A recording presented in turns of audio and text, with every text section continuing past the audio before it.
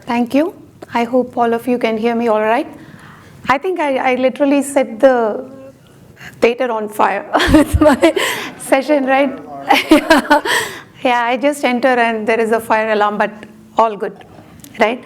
So just to introduce myself, I work for Rakuten Symphony as the Global Head of Customer Success and Delivery. And Rakuten is a very different company, right? But by the way, why I say unconventional industry is that it's not a company that just builds one piece of software and sells it to the rest of the world, right? It's a really complex industry where we are laying out massive telecommunications, networking and background, the infrastructure, the software, bringing together a massive ecosystem of players so that you can enjoy services like 4G, 5G and all that, right? The complexity of what we do is unparalleled to a typical SaaS or a software industry. But the interest to adopt customer success and to move towards customer success has caught on as like a frenzy, not just with telco, but any complex businesses that we see, right? Be it manufacturing or semiconductors or industrial, all of them want to do customer success. They've seen something about customer success that is working extremely well for SaaS and software, right? So what can they do is what they're all thinking about. And I'm here to talk about that from my personal experience setting up and building customer success and a very customized customer success for your complex industry such as a telco, right? Okay. So SaaS, in my experience, being in customer success for nearly 15 years, and in some form or the other, right? My takeaway is that customer success and especially a subscription business can work when you're in complete control. And you're in complete control of three main elements without which a success in a subscription and a customer success, what we all embark upon, is difficult. Right? The first and foremost is price. You gotta be in control of the price and the cost of the product, in the sense that when you offer, bring down the price of a product from what you were offering as an enterprise license to a bottom rate monthly subscription, you need to understand, or we all need to understand two things. One is the ROI and the stickiness that you will be able to build with the customer so that in the end, you will anyway realize profit, right? And the cost of doing business at that rate. So when you're in a typical SaaS model, you're actually looking at volume. You're looking at volume of customers and not really cost. And in that volume, you should be able to very tightly control the cost of doing business, the profitability of your business. And so the number of variables that affect the cost has to be a minimal, right? You got to be building pure play software to be able to control cost. Whereas in the business that I am talking about, that granularity of cost control does not exist. Second, the product. How well can you control the product in itself, right? Again, can you control the features? At what speed can engineering and R&D happen? Are we able to understand the pulse of the customer and roll out the features at a pace and timeline that they expect? Do we have control on the product, the features and the priorities? Again, in the industry that, in the non-conventional, non-pure software industries, this is a major challenge. I'll also tell you why. The third one is customer experience, right? Are we able to control the experience, the price and the product being two parameters? The third parameter is, are we able to build enough subject matter expertise, automations, analytics to keep a pulse of the customer sentiment and to be able to give them what we all call as the white glove experience for every customer, no matter what. In the industry that we are in, the customer base is massive, millions and millions of subscribers and very unhappy customers, right? Extremely unhappy customers. So that experience is very, very difficult to control. So these are the three fundamental success attributes that the software industry has seen: being able to tightly control, manage and deliver an extraordinary experience via customer success that industries such as ours, like telco or manufacturing, are today struggling with. Oops. So how about when you're not, right? We talked about when you're in control, it's all great. What we are seeing at the tip of the iceberg, as this is a very famous picture, right? This the top of the success that we always see is today for, in our personal analysis and market research, CS succeeds when there is monolithic software or standalone appliances like you buy with embedded software in it, one piece, right, where you're able to absolutely control the overall experience again. But in industries when we are not able to control, some of the challenges, the primary challenge is that the product is not built by one player, but it is a complex ecosystem mix of both hardware and software players. In a typical industry that we are in, 50 ecosystem players come together to deliver a product. Like I'm talking about again, industries such as telecommunications, manufacturing, etc. We are not a single ecosystem player. We have easily 30 to 50 system players that come together, and some of them are hardcore hardware manufacturing people, right? The players are hardware manufacturers, and some of these technologies, they are not built on commodity. They are all built on proprietary technologies which require special processing plants, special investments and IPs to be made, and they are running on proprietary technologies. They are not commodity. And so because they are all very proprietary, their operating expenses are extremely fluctuating. I know many of you would have heard a joke that it's not the countries with oil, but the countries that can manufacture the semiconductor chips at scale that actually control the global power. This is a very well-known thing because those guys, those manufacturing guys, control the ecosystem. They control the operational expense. During COVID, many businesses came to a standstill because these vendors could not roll out the hardware or the chipsets at the pace they wanted, and they controlled the business. They control the operating expenses. Then there are cost barriers to a subscription model. When you are dealing with players that are not purely monolithic, when they are not software, when they are building on proprietary technologies, it is very difficult to force all 30 players to give their product in a subscription model. So when you have imbalances like this, how can you tell that you will go and do subscription business? The fourth challenge. The fifth one is that because of all this, you do not release products on time. You do not have control over the ecosystem. There is a lot of unpredictability and challenges which directly impacts your release and sales cycles. The sales cycles do not happen quarter on quarter. In our business where we are in, the customers usually test a product in a POC for 2 years. The POC phase alone is 2 years. And then you're talking about day buying and all that, right? So these are all the top 5 challenges of an industry that we all are seeing, which they are trying to master, right? So if I have to talk about the 3 things that the software industry, the standalone industry has successfully done, which we are trying to do, and I'm speaking in generally for all the non-monolithic industries that bring a huge, complex, integrated software or a product stack to the market. The challenge that we want to solve before we can put in a customer success team and for a CS team to be really successful, 1, predictability and shortening the sales cycle. Second, being able to adopt new technologies. The third one is transforming the business model. Break the business model where we are selling enterprise software logged in for decades. Technology innovation is really, really short, and that's the way we want to go. And what is coming in our way, or what we are trying to do, right, to shorten the sales cycle? The first and foremost is commoditization, right? Enter technologies like software and cloud. In the future, there is going to be no business or no successful business if it going to rely heavily on proprietary, but commoditization, being able to limit your SKUs and being able to sell based on those SKUs is a very important undertaking that we all need to do. The second one is adoption of new technologies. Without cloud and without massive migration to softwareization, relying on hardware, relying too much on those small chipsets, etc., is going to affect a subscription model. If a subscription model is affected, the chances of customer success function existent and succeeding is inversely affected as well, right?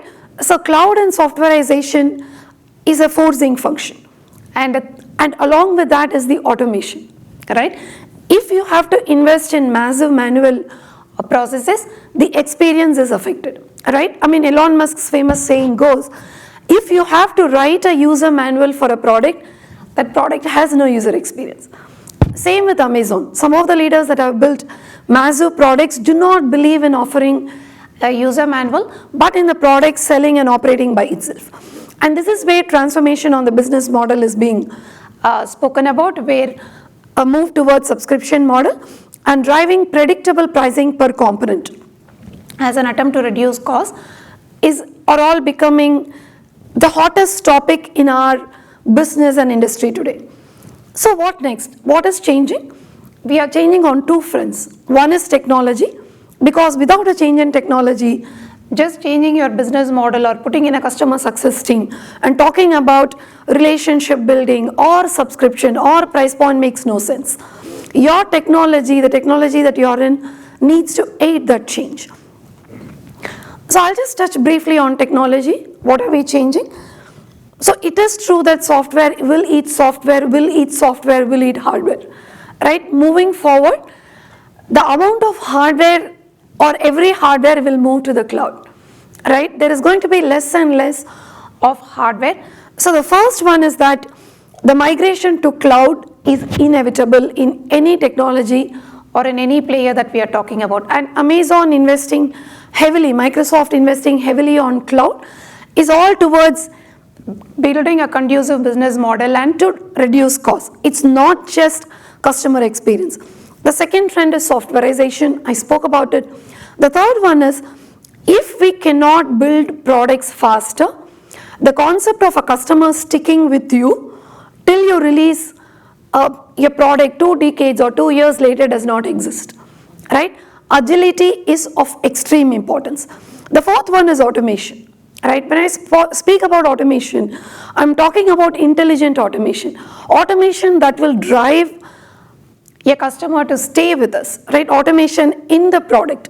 So for example, in our product suite, we have invested about 300 million in just building intelligent automation, which drives the customer towards a self-service model. And as they use the product, as they experience the product, continuous data and feedback keeps coming to us through these automation tools, so that we are able to heavily control churn, CSAT, and to build stickiness with the customer. So the investment in automation is towards data collected towards customer experience and customer analysis. And finally, analytics and AML. Actually, some of the AML tools that we are investing is towards agility, right? If a user develops code, what do we do to build the code towards an AML engine, which will tell you that this piece of code has a bug? There's no need for separate QA. We are building AI/ML towards that extent where code can be automated, development can be automated. That's the level of agility that we are moving towards, right? So these are some technology investments that all the industries that I spoke about are heavily investing on. Now, let's talk customer success. What is changing fundamentally in our industry, right? What are we doing? We have eliminated sales or product or secondary research or analysts coming and telling us what the customer wants. Customer success now has a seat in the boardroom. Any data, any inputs, any new feature requirements or product roadmaps or a business strategy does not happen without customer success. They got a seat at the boardroom. The second one is the matrices, right? In telco, we have spoken about customer experience as a massive, very important metric and a very unhappy batch of customers that are ready to jump. Today, those matrices actually got a name and a number, right? Churn and NPS. So this gets reported at every boardroom meeting and it gets tracked. In fact, in Rakuten as an example, every Monday morning, The CEO sits and reviews just one number. What are the number of subscribers you got? What are the number of subscribers you lost? And if you did lose, what was the reason? Was there an outage? Was there a support issue? Was there a product issue? Whom did we lose them to? Right? The level of data tracking for the subscribers has gone beyond the roof. Now, why is this very important? Because we are not talking about an enterprise customer where your customer base is 100. We are talking about millions and millions of customers globally. And the metrics are being tracked at those levels. So you can imagine the scale with which we are tracking. Subscription is in. Like even when we are dealing with an ecosystem of 15, 20 or even 30 people, everyone in that supply chain is being pushed to go and offer subscription. Today the semiconductor chip makers in Taiwan or Singapore, they are being educated, their business model, their manufacturing, their pricing model is being changed so that they are able to offer as a subscription model so that gets passed all the way to the customers. And the fourth one, customer success is getting customized, right? There is a general framework of customer success that say you have a CSM, you have these matrices, you report it, you track it, and then you are successful, right? For telco, at least in our business, we have customized customer success to a very large extent, and it is our learning that everybody is customizing, right? While we do take the inputs of digital CS, the various tools that are present in the market today, we are customizing CS to suit our needs.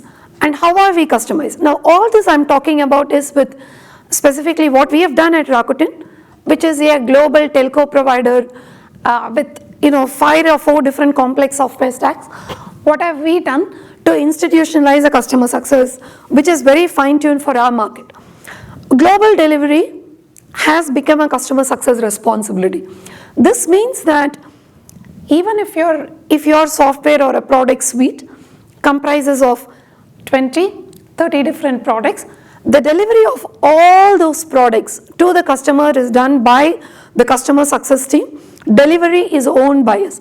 So when I say delivery, what we do, we take the product from the product engineering, we test them for customer scenarios. We bring in all the insights and understand how the customers are actually using the product, we test them, and then we release to them. So the phase of the product is actually the delivery team, which is customer success, right? And so we build extraordinary subject matter expertise into the customer success organization because the customers expect that, right? Because you can imagine, right, the customers that we deal with are investing millions and millions of dollars towards putting in infrastructure, putting in software, so that the mobile phone experience that you have will be extremely seamless. You don't drop a call. You face good wireless connectivity wherever you go. And the investment is huge. So when we go consult with them, we just don't put anyone. The delivery organization of customer success has extremely good subject matter experts that are actually shaping up as consultants. That is number one which we have put. And delivery is actually an aggregation function. We have aggregated products, we own delivery, and we own end-to-end subject matter knowledge. There is no siloed, there is no piecemeal knowledge because we do not want to present that kind of a siloed knowledge to our customer. Second, alluding to what I said, no customer is owned by a single CSM. It is a collection of CSM representing various products, subject matter expertise across products. While technical expertise is of extraordinary priority, we also bring in people with some level of account management expertise and some level of program management expertise. But an account is not in one person's hand. It is managed by a group of people that go and represent as a team, right? The concept of a single CSM does not exist. The third one that we have done, like I said, our sales cycle run for 2 years. So there is no separate pre-sales and post-sales. That doesn't exist. There is nothing like, somebody wins a customer account, hands it over to a post-sales team that gets run with it. No. There is a sales team, there is a customer success or an experience team. We participate in the RFPs, because our sales cycle again extremely lengthy and the proof of concept phase goes for years. So we dedicate solution architects and post-sales team with the sales team. There is no pre-sales, there is no post-sales. There is just one extremely knowledgeable team that deals with the customer throughout the process. From the moment an RFP or an RFI is issued till we win, and the continuity exists beyond the winning of the deal as well. The fourth charter that we take is personalization. The personalization of customer experience or their knowledge or their marketing is not just a marketing job, right? In fact, the delivery organization of Rakuten spins off the operations team that is responsible for support. We do not, outsource it. We do not leave it to third-party vendors. The personalization, with lots of insights and knowledge about the customer is taken care by the customer success team. It is owned by us. Be it the knowledge, be it the customer website, be it their internal portal, or the operations team that runs support, it is all spun off and consulted or directly managed by the customer success team. The fifth one, right? Upsells are a customer success function. Of course, cross-sells are managed by sales because it's a completely different business unit. So you could go sell to them, but upsells are owned by us. We do not mix. It doesn't matter whether it is a renewal or an upsell. Both are held by customer success because we believe that the knowledge to upsell, the knowledge to sell adjacent products, or the knowledge to expand comes from getting soaked into the customer account over a several period of time, because it is a very complex technology savvy, a massive ecosystem play. There is just no point in a sales function. No offense to anyone that is in sales here, right? But I'm just telling you, for our business, it just doesn't work. That a sales will just come and do an upsell and not be part of the journey, right? We have broken that silo. If there is a cross-sell, of course, yes. Next, so we rely on automation. Like I said earlier also, intelligent automation purely for collecting, comprehending and enhancing customer experience, right? And we've built an entire product stack which we also sell to other operators such as ours. That is a heavy area of investment. The next one is artificial intelligence, right? There is nothing like you collect data, you go analyze it in the backyard, then come and improve it in the next release of your product. We are real time. In spite of being extremely complex, in spite of being the fact that a product adoption takes years, we believe in real time addressing, and that is not done with humans. It is not done in QBRs. We do not wait for a quarterly business review or an EBR or a CSM review to see what is the feedback. The feedback is real time and it gets flashed all the way to the C-suite executives in real time. And the important metric for us is not NPS or the net dollar retention.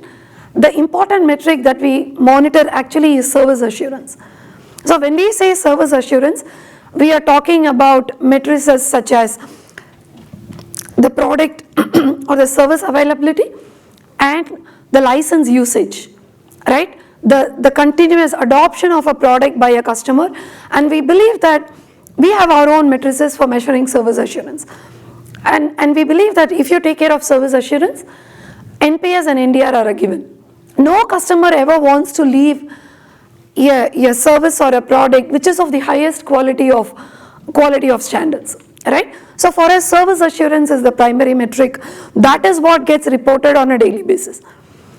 We have adopted we have adopted something called semi-subscription, right? Unfortunately, we are not able to push subscription across the board to everyone. And subscription is still, especially the hardware vendors, right? If we have to go deploy a product, we need to first put several pieces of hardware before we can go install our software. And unfortunately, these hardware vendors are not yet ready. So we are pushing everything towards the cloud.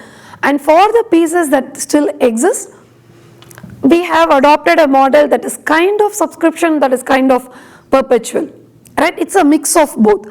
And we still offer renewals, but we do not offer renewals at monthly, bi-monthly, quarterly. No, a minimal subscription is about 1 to 3 years, right? And what do we do with customer success in those 3 years? We make sure that the rollouts, the deployment, the product adoption, the service assurance matrices are of the highest standards, right? And finally, lot of innovation in labs and center of excellences towards upskilling and tools, right? Upskilling for our team, because like I said, one customer has about 10 CSMs, 30 solution architects, 300 plus support engineers. How do you baseline their skills so all of them come with an extreme personalization and understanding of the customer, right? So we are doing a lot of investment in special innovation labs and a center of excellence to again make sure that the knowledge continues in spite of the volume and the scale. So these are some points that we are slightly deviating from what I have observed in the industry as traditional customer success in a typical software industry, and where we are taking a slight detour, but we still want to have customer success. We have eliminated, we have taken over multiple responsibilities, owning sales, owning product strategies, owning marketing when it comes to personalization, owning delivery to a large extent. So we have taken multiple roles.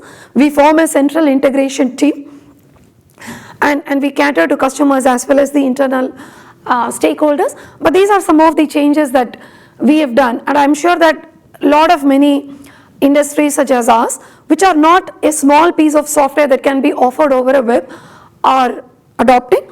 But the good news is that change has begun, right? The change has begun, the change is rolling out, and thank you for all of you, customer success leaders, managers, to be part of this really awesome direction in which we are taking all the technology players in. Thank you. Thank you, Subha. That's great. I'm going to kick off with a question. We'll do a couple more questions and go into our fire chat.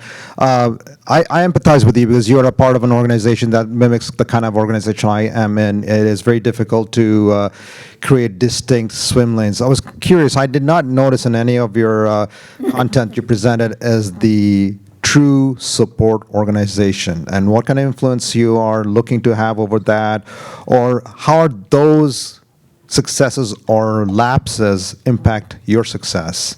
Yeah, so when we call it as the operations team, right? The L1, L2, L3 rolls up into customer success, right?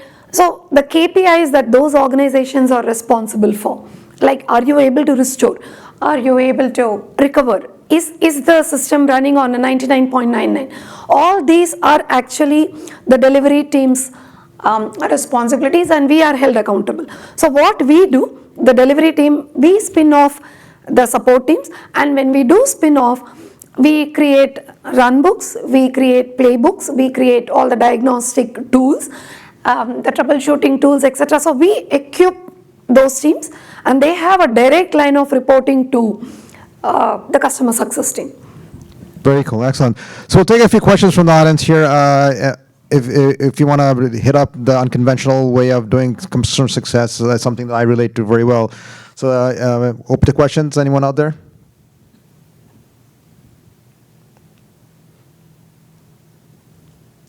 No? That's good. Rebecca?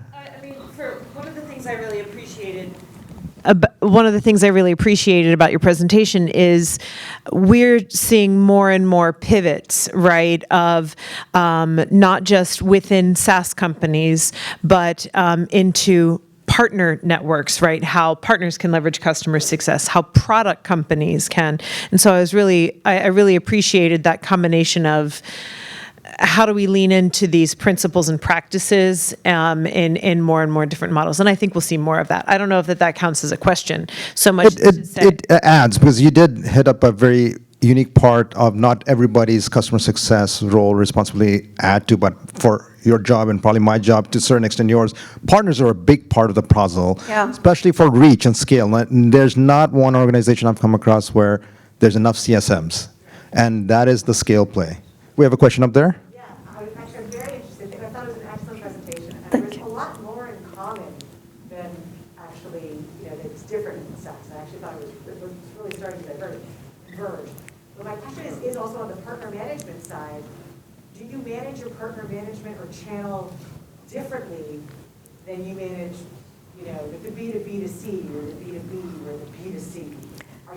Is it the same structure or is it vastly? Channel is a completely different play, right? I mean, at least in the business that I'm in, we do not deal with channel in the sense that we are responsible for onboarding channel. Let's say that there is a solution integration that needs to be done. We get involved in onboarding the channel, but once you have a solution in place, we completely enable them to sell, support, and it is not under the delivery organization at all.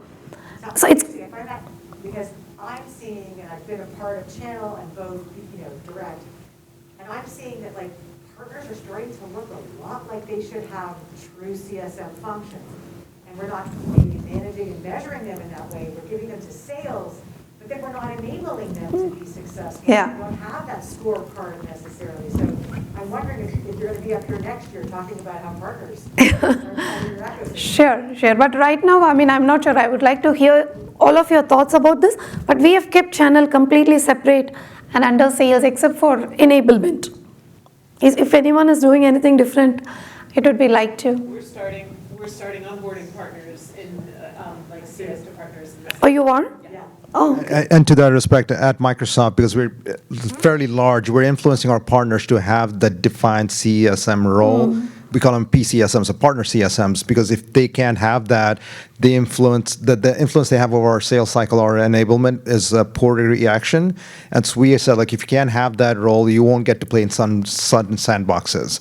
And so they're working on that. But you have a giant like Microsoft pushing the buttons on partners, but if you're not big enough, you can't tell them, go do this. Yeah. So interoperability is one, by integrating the partner solution is our charter. But once the solution is in place, that's it. We just don't get involved in. We have a question over there. Yeah. I don't think this is on. Yeah. It's on. Oh, okay, thanks. So you had mentioned, this actually resonated with me since I'm in SaaS business myself. You had mentioned build faster, how agility is so important. How do you get the product team to push? I mean, they kind of point fingers to development. So it's like fingers being pointed back and forth. It is a continuous tussle, right? But what we have done, Rakuten, right? It follows kind of a startup model, right? We just let some fires burn. We just do not, if you want to have agility, you got to compromise on, checklisting all the features of your software and everything being foolproof, right? So we stick to our release cycles. 3 months it is, or in some cases, some of our products, 2 months it is. You got to release that with the utmost priority features.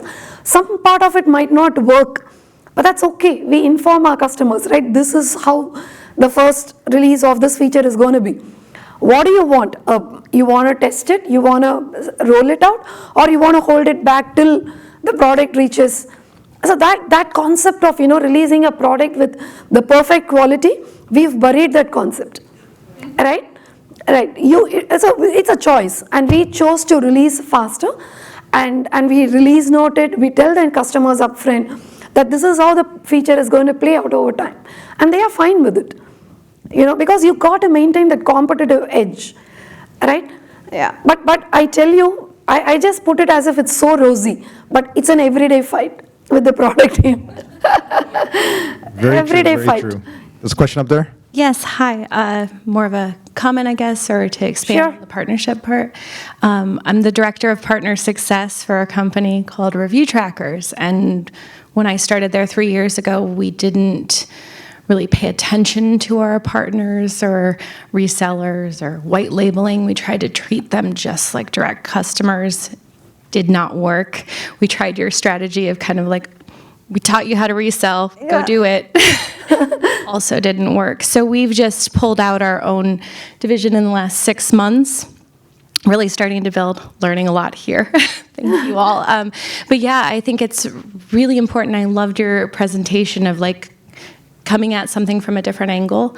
I think that is important when you're dealing with something that's new, unique, because direct customers don't always make the same sense as somebody who's going to come up with something new. And I think that's going to be a big play with SaaS, and it is already with many SaaS companies, but moving forward, because people are being creative and coming up with different ways to use these platforms, and us finding different ways to support them and in their growth is going to be really valuable. Yeah, I think SaaS has shown some promise for rest of every industry, right? There is something for all of us to imitate, but in our own way, we are all imitating and customizing to follow the lead. I think, Alex, we found our speaker for one of the Partner Success Manager segments for the next US event.